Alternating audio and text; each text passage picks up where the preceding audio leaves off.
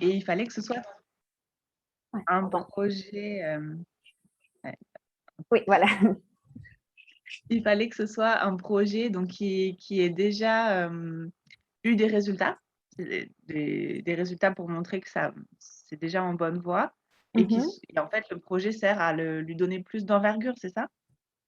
Oui, oui. En fait, on besoin que l'initiative, il a déjà dans un processus d'implémentation et qu'il y a certains résultats pour montrer une certaine donnée que l'initiative est mise en place, on va dire. Mhm.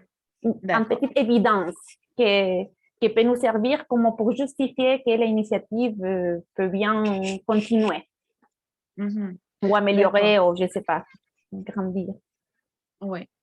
Alors nous, on se posait la question parce qu'en fait, on a déjà fait on a travaillé sur un projet de formation des enseignants de français. Donc, c'était l'année dernière et c'était à distance. Donc, c'était la première fois qu'en fait, on formait les professeurs de français de plusieurs pays de la Caraïbe. Donc, on a formé des professeurs dans 10 pays de la Oh, Caraïbe. wow. On les a formés en pédagogie et en langue française parce que la pédagogie, il y en a beaucoup qui n'avaient pas de formation universitaire. Et en langue française aussi parce que c'était pour améliorer leur niveau, pour atteindre un peu un niveau B2. Et donc, ce projet a très bien marché. On les a accompagnés, on leur a donné des ressources pédagogiques, on a fait des modules. Donc, c'était 10 modules pour chaque plan de formation, donc 10 modules en ligne. Et ça a eu des bons résultats. Après, il n'y avait pas vraiment de dimension sur educational justice. C'est-à-dire qu'il fallait quand même qu'il y ait...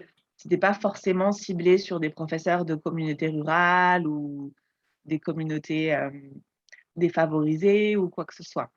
Par contre, c'est vrai que comme c'était accessible à tous les professeurs et gratuitement, il n'y avait pas de différence entre les écoles. Voilà, c'était vraiment tous pareils et les professeurs des écoles rurales avaient les mêmes accès aux mêmes ressources que les autres.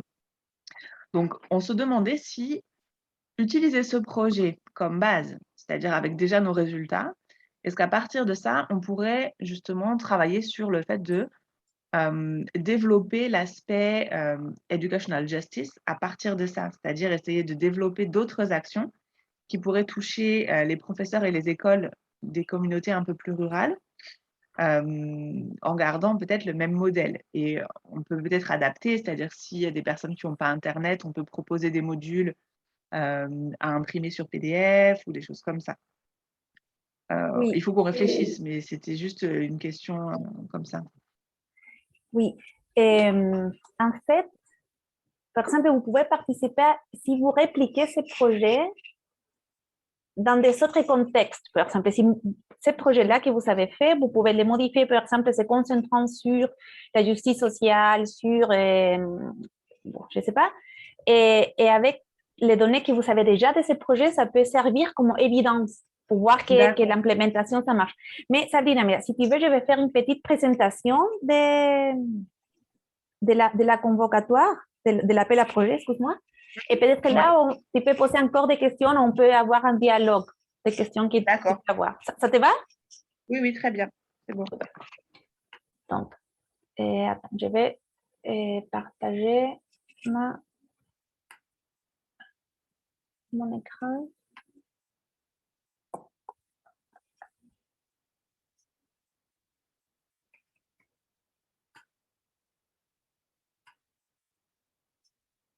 Voilà. Est-ce que tu vois mon écran? Oui, très bien. Super.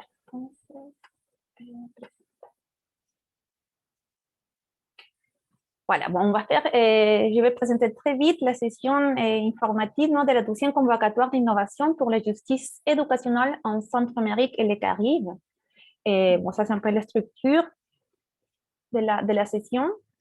Et, je ne sais pas si tu savais que ça, c'est la 12e version parce qu'il y avait déjà un premier concours sur l'innovation pour la justice éducationnelle en Amérique latine où on avait 78 postulations. Il y avait 11 pays qui ont participé et il y avait 5 innovations sélectionnées, on va dire. Et, il y avait les projets qui ont été reconnus, c'était de Pérou, Mexique, Chili, Colombie et Argentine. Cette année, on se focus sur les pays qui participent du KICS, que c'est El Salvador, Guatemala, Honduras, Nicaragua, Dominica, Granada, Guyana, Haití, Santa Lucía, San Vicente y las Granadinas. Ah, non, excuse-moi, je viens de remarquer que je fais en espagnol. C'est pas trop grave, j'arrive à vrai, non, comprendre. mais on l'a en français. D'accord. C'est mieux parce qu'on l'a préparé en français.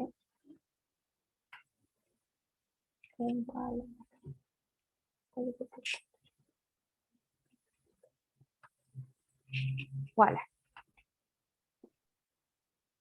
Donc, on était là. Et donc, cette année, comme je te disais, c'est focusé sur les pays KICS que je viens de nommer, les 10 pays KICS. Et l'objectif de cette initiative, c'est de réunir et d'identifier des programmes innovants. Ça, c'est vraiment l'objectif visant à résoudre des problèmes d'éducation dans les pays KICS. Il y a des axes transversaux, que c'est la justice éducative, l'innovation et l'efficacité.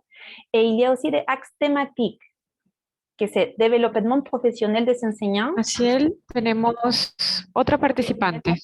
Ah, super. Tenemos otra participante. D'accord. Bonjour. Je ne les vois pas, Marc. Ah, Katina. Bonjour, Katina.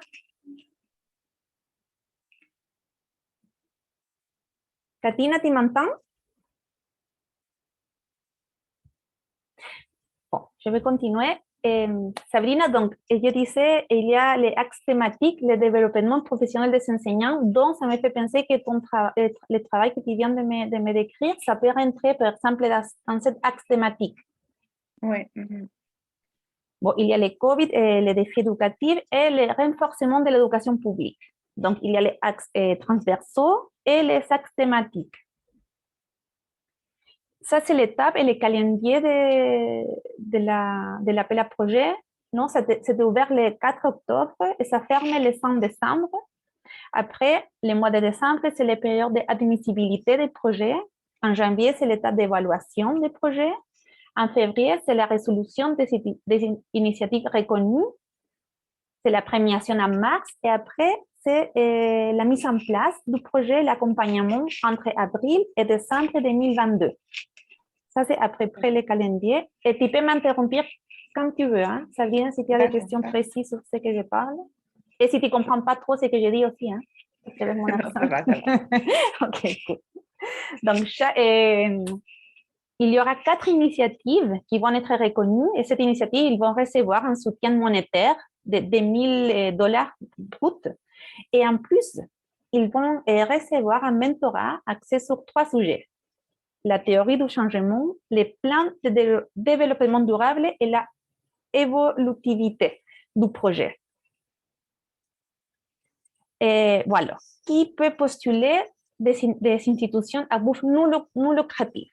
Ça, c'est vraiment très important. Non? Des réseaux des écoles, des ONG, des organisations communautaires, civiles, commerciales, des secrétariats de l'État d'éducation. Chaque institution peut soumettre une ou plusieurs candidatures et aussi des candidatures peuvent être soutenues pour plusieurs institutions, plus qu'un. Et la postulation se fait sur la plateforme de Social Lab. Je ne sais pas si Katina ou Sabrina, vous étiez déjà sur cette plateforme. Non, pas encore pour moi. Voilà, donc ça tombe bien parce que...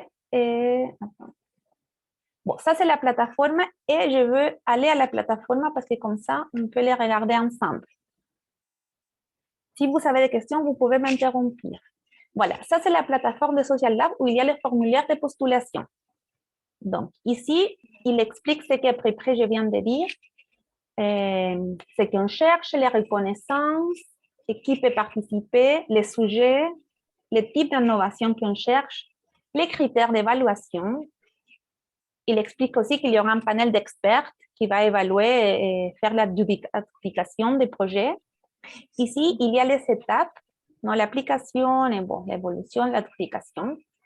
Vous pouvez aussi télécharger les conditions générales, les bases du projet et cliquer ici pour plus d'informations. Si on clique ici, par exemple, on va à les sites web de Summa où vous pouvez télécharger les formulaires de candidature pour avoir comme référence. Comme ça, par exemple, vous pouvez télécharger les formulaires et travailler sur ce formulaire avant de poser la candidature sur le site de Social Lab. D'accord. Je ne sais pas si je suis assez claire, mais c'est assez intéressant Oui, parce que, comme ça, par exemple, voilà, ça c'est une annexe, c'est un PDF, les formulaires qu'il faut remplir après dans la plateforme. Donc, en mode personnel, je trouve que c'est très bien d'avoir cet outil parce que comme ça, on peut vraiment réfléchir tranquille à ce qu'on a besoin. Donc, pour participer, vous devez cliquer ici en participer et se connecter, soit avec un compte de Facebook ou un compte de Google. Je pense que moi, j'étais connectée déjà. Je ne me rappelle pas comment il y avait. Ah, voilà, je suis là. Et là, c'est le formulaire pour la candidature. Des choses très importantes. Il y a des items qui sont obligatoires, qui ont l'étoile rouge, mais en fait, pour finir la postulation, il faut remplir tous les formulaires. On a mis quelques obligatoires pour que ce soit un peu plus facile, commencer à faire la postulation, mais à la fin, si vous décidez vraiment postuler, il faut remplir tous les formulaires. D'accord. Voilà, et voilà, bon, on ne va pas les lire entiers, mais sinon, il faut créer le nom de la proposición. Oui. Tenemos una pregunta de Katiana. Te la mando por el chat. Dale. O tipo, Mar, mándamela por el WhatsApp, quizás mejor. Ok. Porque no veo. Donc, je continue pendant que je reçois la question. Donc, le nom de la proposition, la description de la proposition, et après, ici, il y a beaucoup de renseignements, non, le nom du candidat, l'institution, la fonction de la personne qui postule, le numéro de contact, toutes des choses comme ça. Le type d'institution, bon, bref. Après, il y a les formulaires d'évaluation où il faut vraiment expliquer votre innovation. Par exemple, les problèmes auxquels l'initiative cherche à répondre. Décrire l'objectif et l'orientation de l'innovation ainsi que les problèmes. À quel niveau réagit l'interaction, non? Je sais pas, au niveau de direction, au niveau des enseignants, que ça peut être ton cas, et au niveau des élèves, etc. J'ai fini ça, je vais répondre à la question de Katina. Et voilà, comme ça, des résultats préliminaires, ce qu'on a parlé aussi, Sabrina, non? Comment mentionner si vous avez des résultats préliminaires obtenus à ce jour-là. Donc, par exemple, dans ton cas, tu peux parler des résultats de la première étape de l'innovation, que c'est ce que tu as décrit, et voilà justifier pourquoi on va faire une douzième, pourquoi vous allez faire une douzième, avec les résultats de la première. Très bien. Ça sera très intéressant. Et, bon, décrire l'impact, la méthodologie, bien sûr, les activités, les calendriers, bon, bref, non? Après, il y a les fichiers à charger, les budgets, les certificats, la lettre d'institution, les curriculums de l'institution, et s'il y a des évaluations. C'est que c'est très important que vous pouvez remplir les formulaires et toujours, vous pouvez éditer votre formulaire. C'est pas la peine en fait, vous remplissez les formulaires avec les champs obligatoires. Après, vous envoyez. Et après, toujours, vous pouvez éditer. Vous pouvez changer des choses. Vous pouvez ajouter des informations. Je sais pas. Si vous avez trompé à quelque chose, vous pouvez les remplacer. Vous pouvez éditer les formulaires jusqu'à la fin de l'appel, que c'est le 100 décembre.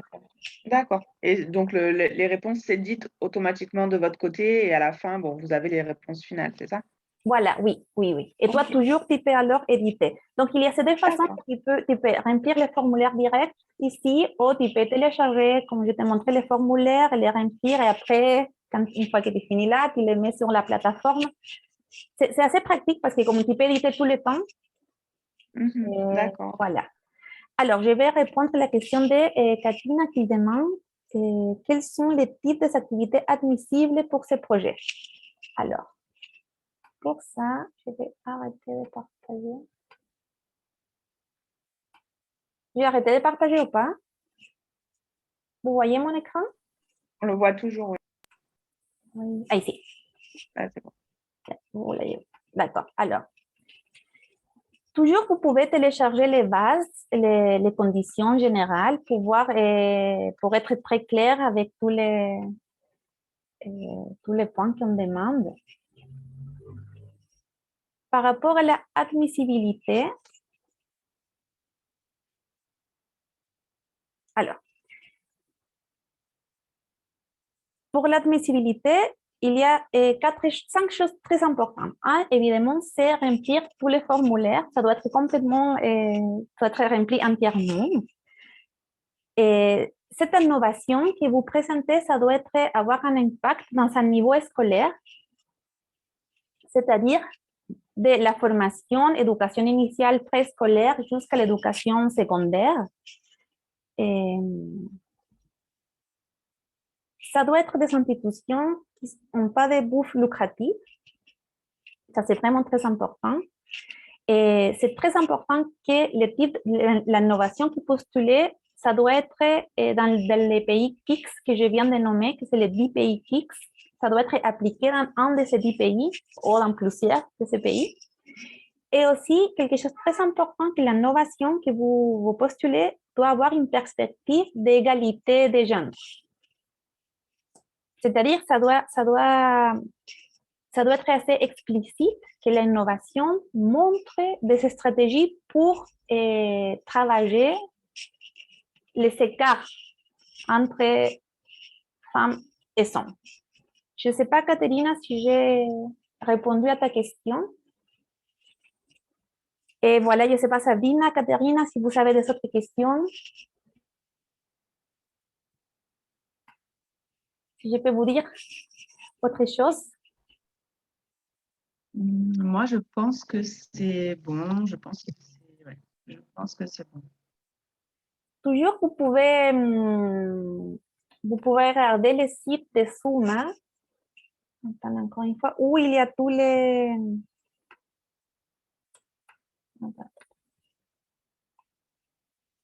informations, tous les renseignements.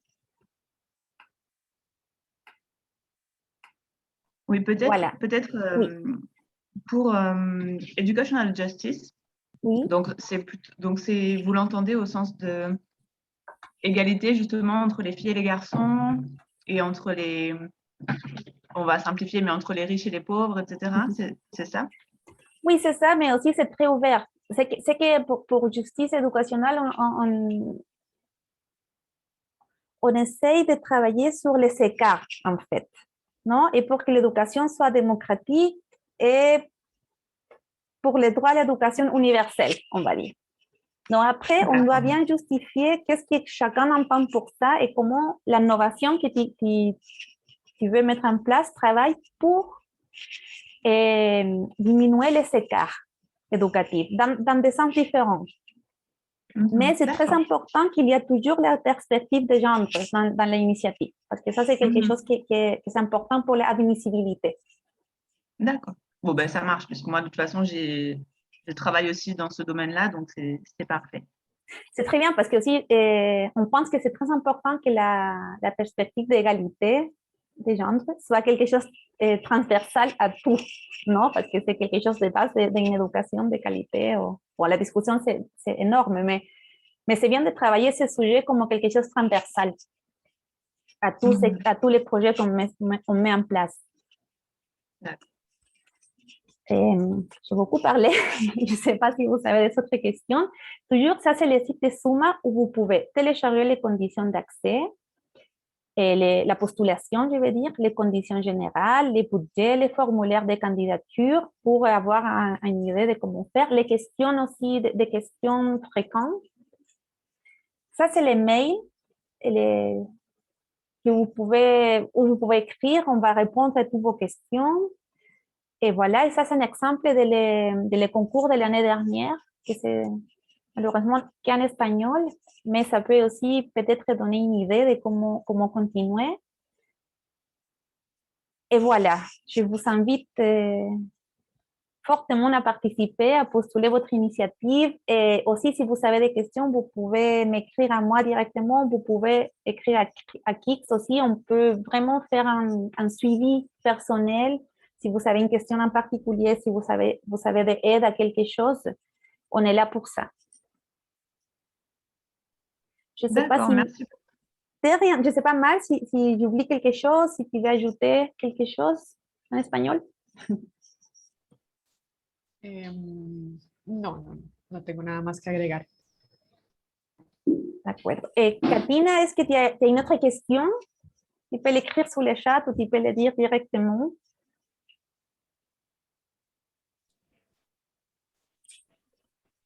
Maciel, asumo que ya reforzaste en esto, que estamos aquí a disposición para acompañarlos a llenar el formulario. Cualquier duda, en cualquier momento, estamos para generar otras instancias de asesoría.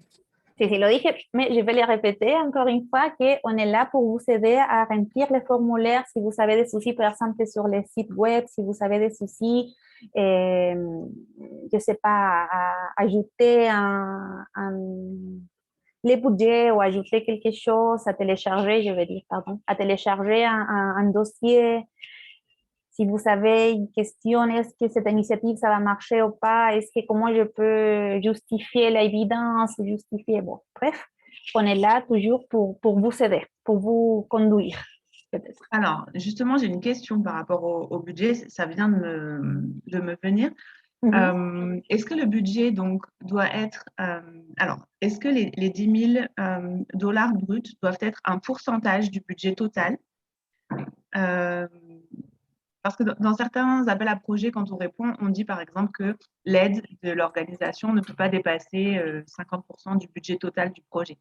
Là, est-ce que vous avez des indications comme ça, ou est-ce qu'on est un peu libre pour le projet? Est-ce que notre budget peut faire juste les 10 000? Oui, en fait, ce qui est important, c'est justifier. Il faut bien justifier. Allez, on va peut-être c'est mieux. Je vais ouvrir là.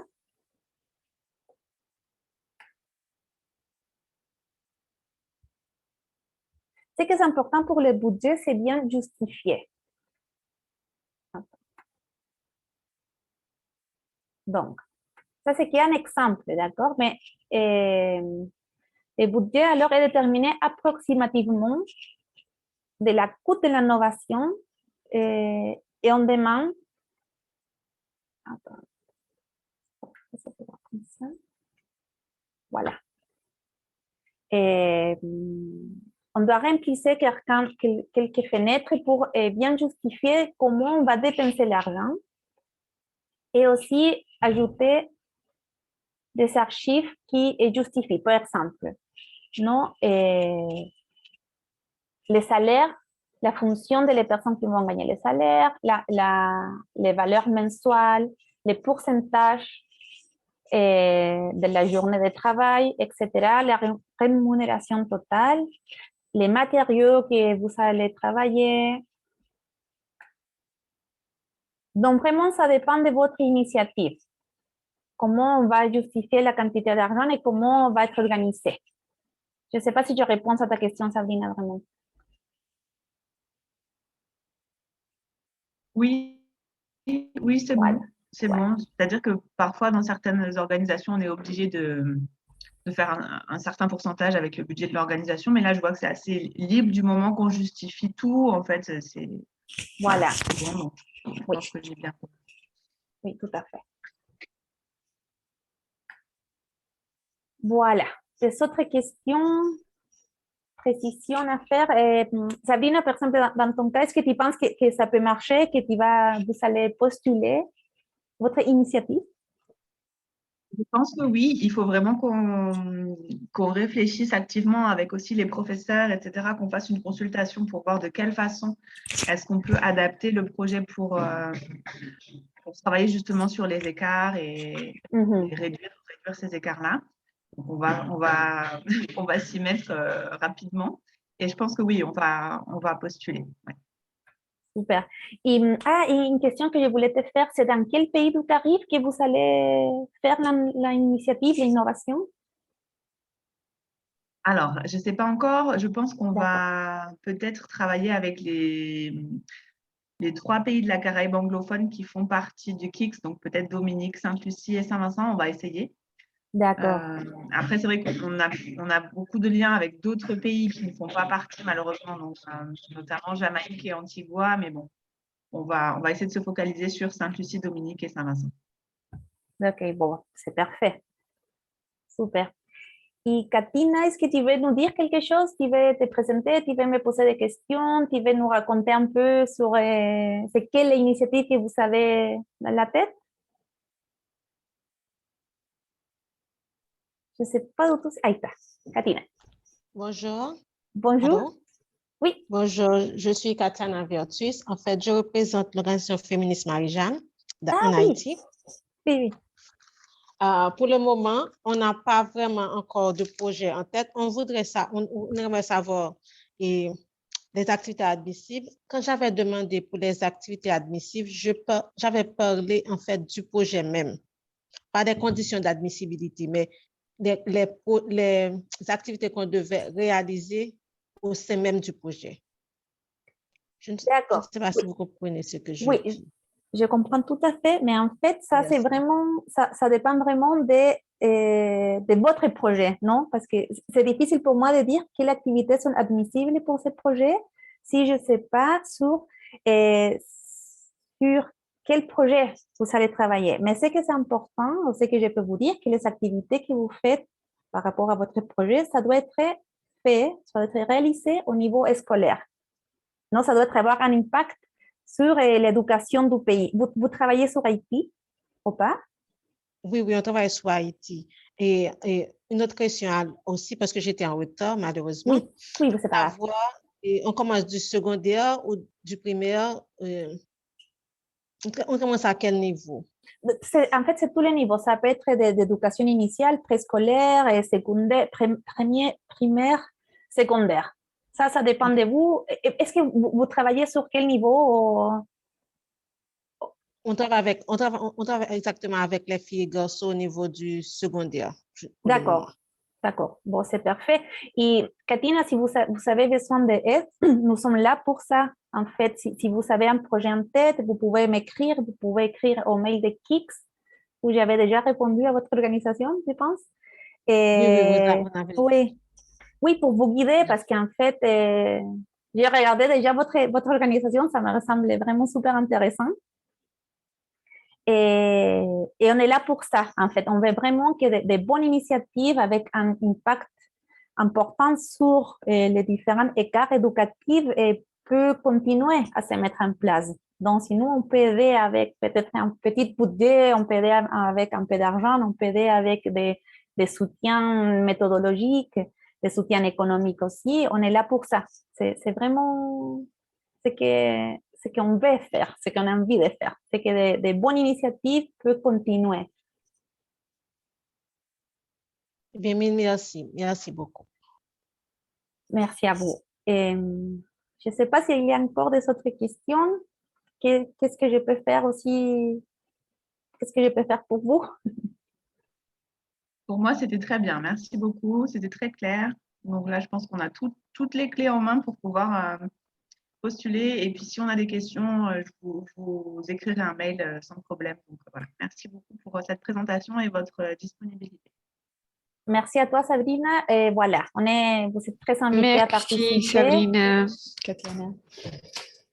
Et Katina aussi, voilà, si vraiment il faut nous écrire si vous avez besoin de quelque chose, vous pensez à votre projet, vous pouvez télécharger les conditions générales pour voir si ce que vous avez dans la tête peut rentrer dans ce que nous on demande dans les conditions. Et je vous invite aussi à regarder le site de Social Lab, regarder la plateforme pour s'habituer peut-être, pour comprendre comment faire. Je vous invite encore une fois à télécharger les formulaires de candidature pour avoir ça comme référence. Comme ça, quand vous pensez à votre initiative, vous avez les formulaires à côté et vous pouvez dire, ah, ça peut marcher, ça aide beaucoup. Voilà. D'accord, merci. Merci Sabrina. Katina, est-ce que tu vas ajouter quelque chose? Est-ce qu'on peut t'aider à quelque chose? Non, merci. Pour le moment, ça va. Si toutefois j'ai des questions, je vous écrirai. Merci beaucoup. Merci à vous. Et à bientôt, j'espère. Merci, au revoir. Au revoir. Au revoir. Au revoir. Au revoir. Merci beaucoup. Merci. Masi, puedes parar, pero